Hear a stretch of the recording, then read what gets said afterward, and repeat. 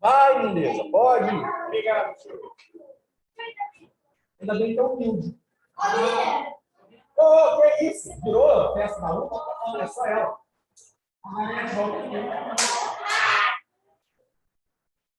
Não sei que o teu namorado passou pelo corredor.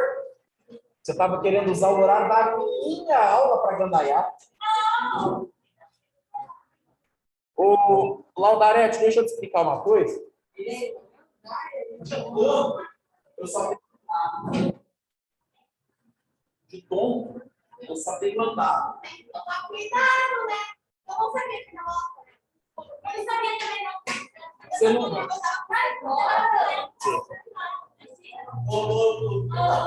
Ele tava. Pode se sentar aqui na cadeira.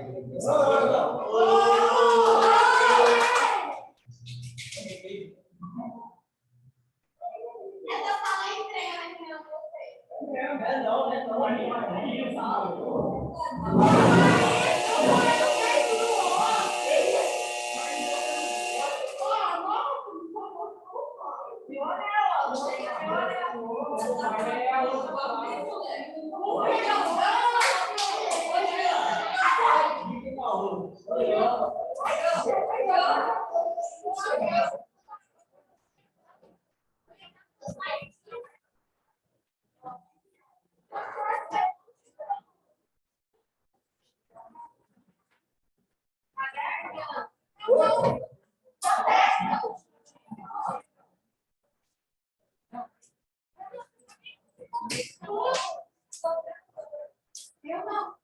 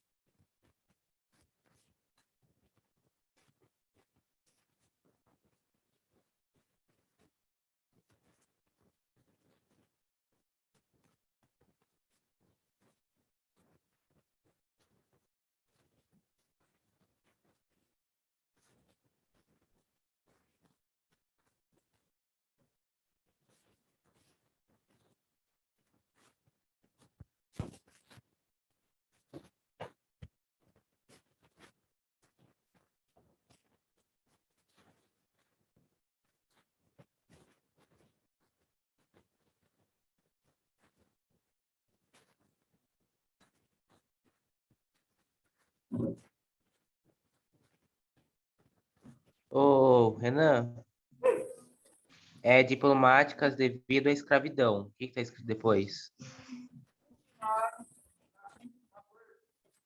O microfone tá ruim. Não dá para entender. Culminaram na Bill Aberdeen. Obrigado. De nada.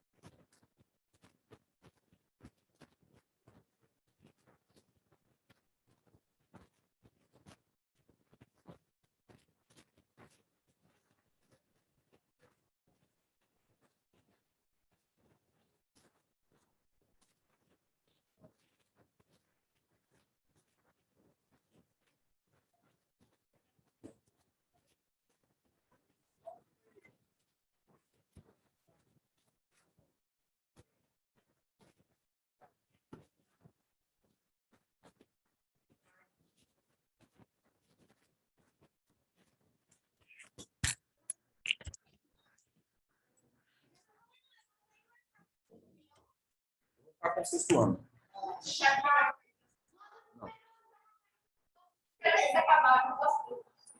Não tem um filme. A primeira aula amanhã é de quem? Amanhã é quarto, né? Será que é o Juninho? Não, mas é Não. É o Não que o Júnior- importa. Vai ser o primeiro professor que daria a primeira aula nessa classe. Mas vocês não falaram que a primeira aula amanhã é do Juninho? Mas amanhã é na quinta-feira. Não, gente, não tem essa de turma. A primeira aula do 8º ano, na quarta-feira, é do Juninho? Então, a primeira aula, amanhã. Eu sei, meu Deus do céu, mas a tia Eliane aproveitou os professores que estavam no primeiro horário naquela sala. Eu não sei, eu só estou falando qual foi o critério. Provavelmente vai ser, não sei. Ô, gente, olha só, prestem bem atenção. No século XIX, aqui eu estou falando, claro, do Segundo Reinado, as relações entre Brasil e Inglaterra eram relações, assim, de amor e ódio, sabe? Não te quero, mas não te largo. Deus me livre, mas quem me dera, sabe? Brasil e Inglaterra eram um Deus me livre, mas quem me dera. Por quê? Havia uma dependência econômica do Brasil em relação à Inglaterra, mas uma série de pequenos conflitos, de pequenos problemas ao longo desse período, foram azedando o relacionamento entre esses dois países. Por que a dependência econômica? Vocês sabem que o Brasil, no século XIX, era um país agrário, agroexportador, de economia primária. A base da nossa pirâmide econômica era a exportação de produtos agrícolas, especialmente do café. A Inglaterra era o nosso principal cliente. A Inglaterra era o principal comprador dos produtos brasileiros. Mas era também o principal fornecedor de manufaturas. Porque como o Brasil não tinha grandes indústrias, o Brasil não tinha um parque industrial suficiente para atender a demanda, era obrigado a importar tudo que era fabricado. E esse tudo era tudo mesmo. E vinha da Inglaterra, vinha das indústrias inglesas. Só que além de principal cliente e principal fornecedor da economia brasileira, a Inglaterra era também o nosso principal credor. O que é credor? É alguém para quem nós devemos. Quando o Brasil se tornou independente, nós tivemos que pagar uma indenização para Portugal, lembra? Para que Portugal reconhecesse a nossa independência. Para quem que o Brasil pediu dinheiro emprestado mesmo para poder pagar essa indenização? Para a Inglaterra. E aí a nossa dívida externa só foi aumentando. Veio a guerra de independência, a guerra da Cisplatina, e o Brasil só pegando dinheiro emprestado com bancos ingleses. A dívida externa do Brasil com a Inglaterra era astronômica. Então vejam, Inglaterra era o nosso principal credor, era o nosso principal cliente e era o principal fornecedor de matérias-primas para o Brasil. Então era uma relação de absoluta dependência econômica, absoluta. Só que tinha um problema. Quando a Inglaterra reconheceu a independência do Brasil, uma das exigências foi que o Brasil abolisse gradualmente a escravidão. Como? Extinguindo o tráfico e libertando, ano após ano, os cativos. A Inglaterra queria que o Brasil abandonasse o uso da mão de obra escrava e adotasse a mão de obra livre. Por quê? Para a Inglaterra era muito mais interessante. A mão de obra livre garantiria para a Inglaterra mercado consumidor para os seus produtos. Mão de obra livre, assalariada. Tanto é que a primeira vez que a Inglaterra pressionou o Brasil para que se acabasse com a escravidão aqui no país foi em 1810, quando da assinatura dos tratados de aliança, amizade, comércio e navegação. Já naquela época, o Brasil nem independente era ainda. A Inglaterra já começou a pressionar o nosso governo, na época era o período joanino, para que se acabasse com o tráfico de escravos. E o Brasil solenemente continuou embromando a Inglaterra durante toda a primeira metade do século XIX, fazendo de conta que a Inglaterra não existia, deixando o governo inglês no vácuo e mantendo a escravidão como principal força de trabalho e mantendo o tráfico negreiro como principal fonte dessa força de trabalho. Tanto que, em 1831, a Inglaterra deu um ultimato. Falou, olha, vocês vão abolir agora o tráfico de escravos. Beleza. O governo brasileiro, então, editou uma lei que dizia o seguinte: a partir de agora, isso 1831, a partir de agora, todo escravo africano que for traficado para o nosso país, ao pisar no Brasil, será declarado livre. Qualquer escravizado africano traficado para o nosso país, ao pisar no Brasil, é declarado livre. Vocês acham realmente que algum escravizado foi beneficiado com essa lei? Claro que não. A escravidão no Brasil só foi abolida em 1888, 57 anos depois. O Brasil continuou fazendo a Inglaterra de idiota, traficando escravizados, desembarcando no Rio de Janeiro e distribuindo esses escravizados para as fazendas de café. E claro, né, gente, a Inglaterra percebeu que estava sendo feita de boba. Essas leis, inclusive, eram conhecidas, as leis de 1831, eram conhecidas como leis para inglês ver. O que é isso? A lei existia para dar uma satisfação para o governo da Inglaterra, mas ninguém respeitava. A escravidão continuava, como se tivesse tudo bem. Até virou uma expressão, né, para inglês ver. É aquilo que você faz para dar uma satisfação, dar uma embromada, mas não tem efeito. Tipo, leis para inglês ver. Elas existem, mas ninguém respeita. Vou fazer uma faxina aqui em casa, mas para inglês ver. Quer dizer, dar uma disfarçada na limpeza. Vou estudar para a prova, mas vai ser assim, para inglês ver. Para dar uma satisfação, não vou estudar de verdade. Criou-se essa expressão. Para inglês ver, a partir dessas leis. Feitas para dar uma satisfação para o governo da Inglaterra, mas ninguém cumpria. Bom, a Inglaterra, no século XIX, era a nação mais poderosa do planeta. Era o maior império do mundo. Era o império onde o sol nunca se punha. Porque ela tinha províncias, territórios, em todos os continentes, inclusive na América. Guiana Inglesa fazia fronteira com o Brasil. Obviamente, a Inglaterra percebeu que estava sendo feita de idiota e não gostou nem um pouco. Aliás, tem uma história que aconteceu, essa aconteceu no século XX, que retrata bem o espírito inglês. Né? Quando a Inglaterra percebe que está sendo feita de boba. Isso até hoje, tá? No início dos anos 80, a Inglaterra e a Argentina foram à guerra pelo controle de um arquipélago localizado no Atlântico Sul, conhecido como Ilhas Falkland ou Ilhas Malvinas. Essas ilhas ficam em águas territoriais argentinas, mas são dominadas pelos ingleses desde o século XVIII. Os ingleses chamam as ilhas de Falklands, os argentinos chamam de Malvinas. No início dos anos 80, a Argentina resolveu invadir as Falklands e declarar guerra à Inglaterra, pelo controle das ilhas. Gente, imagina a Argentina declarando guerra à Inglaterra. Calcula. É o bando de burro. É como Cacum de declarar guerra, sei lá, aos Estados Unidos. Obviamente, a Inglaterra... Não, a Argentina é maior territorialmente, mas você não compara as forças armadas dos dois países.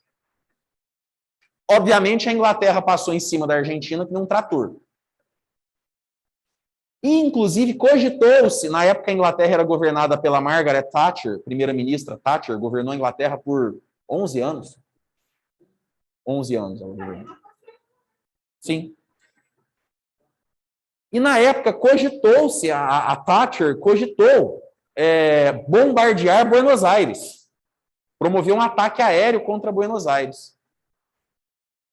E, claro, se a Inglaterra não fez, mas se quisesse fazer, faria. E aí, então, entra em cena a diplomacia brasileira. Né? O embaixador brasileiro no Reino Unido pediu uma reunião com a Thatcher. Olha, primeira-ministra, em primeiro lugar, eu queria externar minha preocupação com relação a esse conflito, e eu acho que bombardear Buenos Aires não seria uma boa ideia. Em todo caso, se a Inglaterra resolver atacar a Argentina, o território argentino, né? Eu gostaria de pedir que, por favor, os aviões ingleses não passassem sobre o espaço territorial brasileiro. Que dessem a volta, que fizessem outro caminho. Porque a Argentina é uma nação amiga do Brasil, como a Inglaterra é. E eu não queria me meter na briga de vocês, eu não queria meter o Brasil na briga de vocês. Esse conflito é de vocês, a gente não tem nada com isso, a gente é amigo da Argentina, é amigo da Inglaterra. Então eu queria pedir, por gentileza, que se a Inglaterra resolver bombardear a Argentina, que não use o espaço aéreo brasileiro para passar com os seus aviões. Não vai pegar bem para nós. Sabe qual foi a resposta da Margaret Thatcher? Ninguém diz à Inglaterra o que ela deve ou não fazer. Foi a resposta da Thatcher para o embaixador brasileiro. Ninguém diz à Inglaterra o que ela deve ou não fazer. E essa mentalidade já existia no século XIX, claro. Aí, por conta dessa mentalidade de ninguém diz à Inglaterra o que ela deve ou não fazer, o governo inglês, em 1845, resolveu editar a lei conhecida como Bill Aberdeen. É uma referência ao Marquês de Aberdeen, que era primeiro-ministro da Inglaterra na época. Essa lei diz o seguinte: a Marinha Britânica vai afundar os navios negreiros que encontrar em qualquer lugar, em qualquer ponto dos oceanos.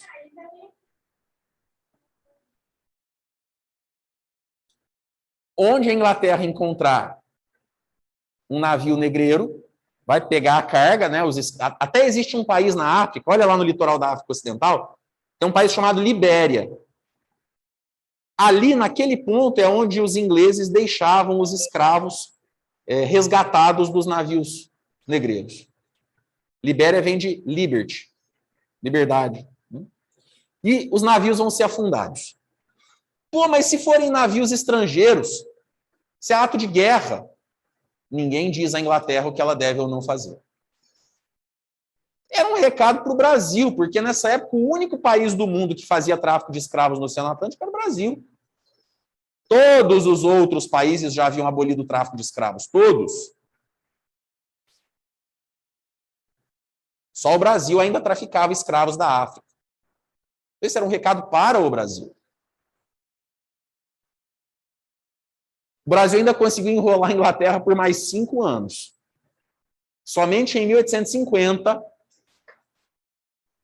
foi publicada aqui a Lei Eusébio de Queiroz. Essa sim acabou totalmente com o tráfico de escravos no Atlântico, da África para o Brasil. Por mais 5 anos embromando a Inglaterra depois da Bill Aberdeen.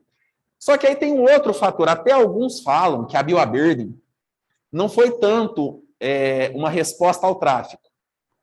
A Bill Aberdeen teria sido uma resposta a isso aqui, ó, tarifa Alves Branco. O que foi isso? Lembram-se que eu expliquei para vocês que lá, na assinatura dos tratados de aliança, amizade, comércio e navegação, a Inglaterra tinha uma tarifa privilegiada nas importações? Então, qualquer produto importado da Inglaterra seria tributado em 15%. De Portugal, 16%. De qualquer outro país, 24%.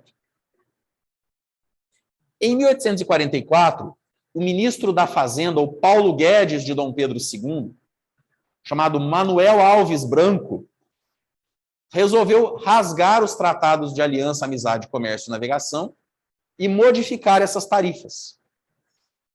A Inglaterra não teria mais a tarifa privilegiada. Qualquer produto importado da Inglaterra ou de qualquer outro lugar teria uma tarifa de, no mínimo, 20%, máximo de 60%. Essa tarifa Alves Branco, inclusive, foi uma das coisas que estimulou a industrialização do Brasil no século XIX. Porque os produtos ingleses ficaram muito mais caros. E, obviamente, a Inglaterra ficou furiosa. Porque até então ela tinha uma tarifa privilegiada, de 15%. Agora a menor tarifa era de 20%, a maior de 60%. Dependendo do produto. Então, muitos falam que, na verdade, a Bill Aberdeen foi uma reação muito mais à tarifa Alves Branco do que qualquer outra coisa. Mas, enfim, percebam que a situação foi azedando. As relações entre Brasil e Inglaterra foram ficando cada vez piores. E, em 1861, o caldo entornou de vez. O que aconteceu em 61? um navio inglês, um navio mercante, chamado Prince of Wales, Príncipe de Gales, afundou no litoral do Rio Grande do Sul. A carga que foi trazida até a praia pelas correntes marítimas... Oi? O navio afundou. A carga, porque na época a carga era guardada em caixotes de madeira, a madeira flutua. É por conta disso. A carga, como a carga ela era guardada, ela era acomodada em caixotes de madeira, e esses caixotes eram lacrados, então as caixas com as mercadorias flutuavam. Então, uma parte dessa carga acabou sendo trazida até a praia pelas correntes marítimas. E foi saqueada pela população. Igual quando tomba caminhão, que junta aquele povão para pegar a carga que caiu na pista. O navio afundou, a carga que estava nas caixas de madeira e flutuou veio parar na praia, a população que vivia na praia pegou aquela carga. E na época... Hã? Não entendi nada. Sim. Não, isso foi no mesmo dia. Foi no mesmo dia. Tipo, o navio afundou hoje, amanhã as correntes marítimas estão trazendo a carga para a praia.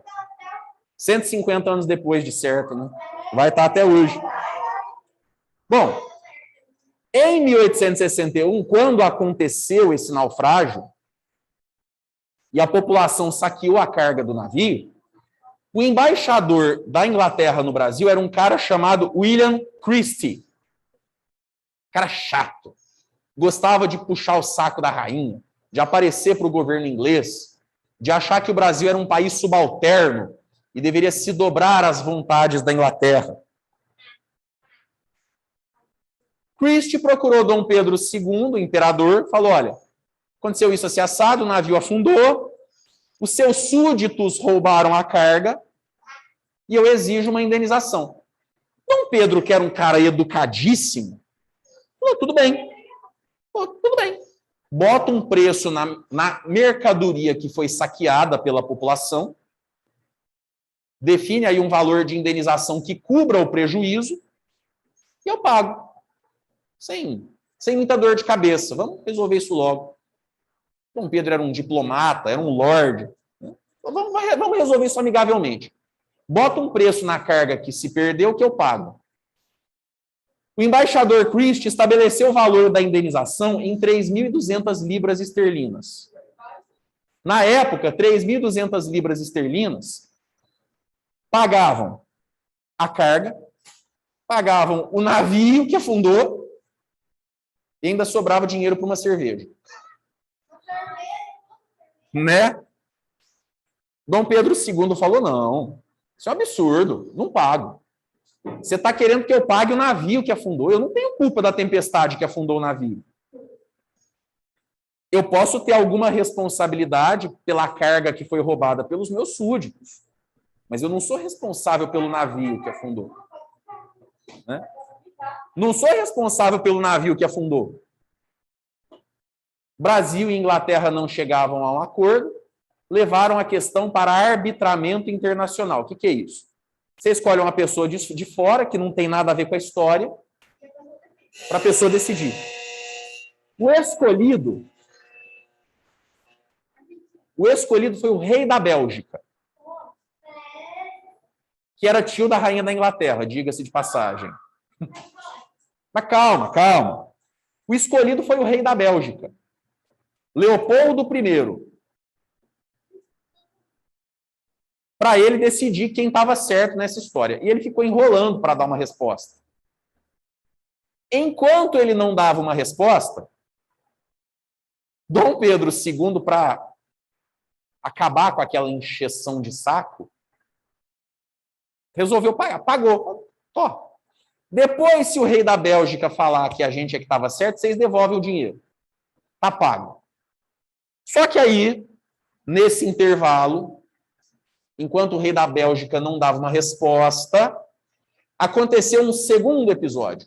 3 marinheiros ingleses, no Rio de Janeiro, encheram a cara, tomaram o que havia e o que não havia para se beber, Ficaram piores do que eu na formatura do irmão do Miguel e saíram quebrando tudo no Rio de Janeiro, tocando terror.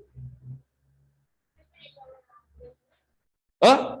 Os marinheiros eram ingleses, estavam no Rio de Janeiro, encheram a cara e saíram quebrando tudo. A polícia do Rio de Janeiro prendeu esses 3 marinheiros ingleses.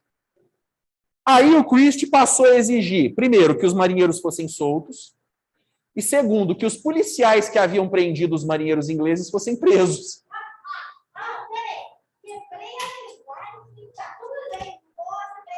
Dom Pedro II olhou para a cara do William Christie e falou: o quê? Você está achando que eu sou palhaço?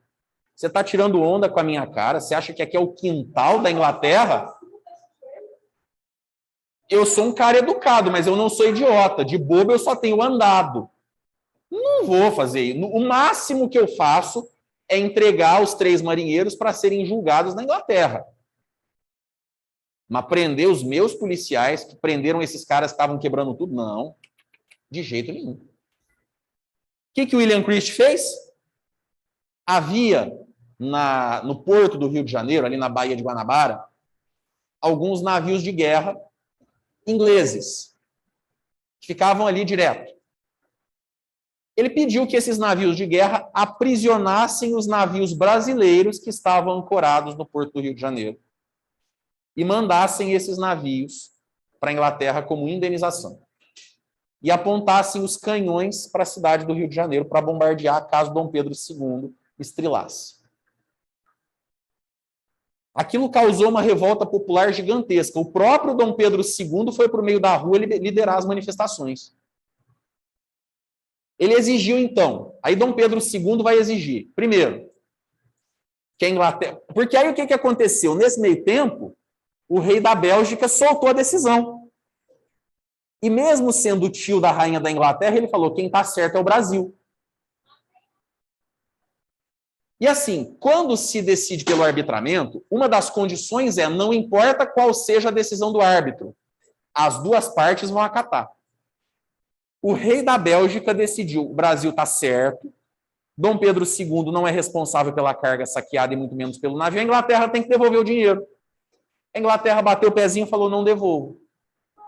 A Inglaterra se recusou a acatar a decisão do árbitro que ela havia escolhido. Porque ninguém diz à Inglaterra o que ela deve ou não fazer. Bom, Dom Pedro II exigiu a devolução do dinheiro da indenização, exigiu a devolução dos navios e exigiu que a rainha da Inglaterra emitisse um pedido formal de desculpas pela dor de cabeça. Como a Inglaterra não acatou, o Brasil rompeu relações diplomáticas com o Império Britânico e mandou de volta para a Inglaterra o embaixador deles aqui. As relações diplomáticas permaneceram rompidas até 1865.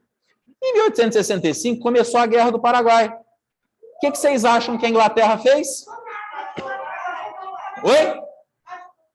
Não. Em 1865, a Inglaterra nomeou um novo embaixador para o Brasil e a rainha, na época era a rainha Vitória, mandou a seguinte carta para Dom Pedro II. Olhem a carta. Vitória. Não, Vitória I era a rainha da Inglaterra na ocasião. Olhem a carta que a rainha da Inglaterra mandou para Dom Pedro II via o seu embaixador. É de arrepiar. Escuta só, povo de casa. É uma carta curta, mas o conteúdo é delicioso, porque é de uma época em que a Inglaterra pedia desculpas ao Brasil. O embaixador inglês no Brasil era o Lord Thornton. Olha a carta que o Lord Thornton apresentou. Olha a carta que o Lord Thornton apresentou a Dom Pedro II. Tenho a honra de depositar nas mãos de Vossa Majestade Imperial a carta pela qual Sua Majestade a rainha da Inglaterra, se dignou a acreditar-me como seu enviado em missão especial junto à vossa majestade imperial. E suplico a vossa majestade que digne de acolher com a sua reconhecida benevolência as seguranças de sincera amizade e as expressões que fui encarregado de transmitir por sua majestade a rainha e pelo meu governo. Estou incumbido de exprimir à vossa majestade imperial o pesar com que sua majestade a rainha viu as circunstâncias que acompanharam a suspensão das relações de amizade entre as cortes do Brasil e da Grã-Bretanha, e de declarar, escuta só, e de declarar que o governo de sua majestade a rainha nega, de maneira mais solene, qualquer intenção de ofender a dignidade do Império do Brasil. E que sua majestade a rainha aceita completamente e sem reserva a decisão de sua majestade o rei da Bélgica e será feliz em nomear um novo ministro para o Brasil. Ou seja, houve um tempo em que o Brasil fazia a Inglaterra enfiar o rabinho no meio das pernas e pedir desculpas. A rainha pediu desculpas, a indenização foi devolvida, os navios foram devolvidos e as relações diplomáticas foram reatadas. Eu quero para a semana que vem. É para amanhã. É. 61, 62. Tchau.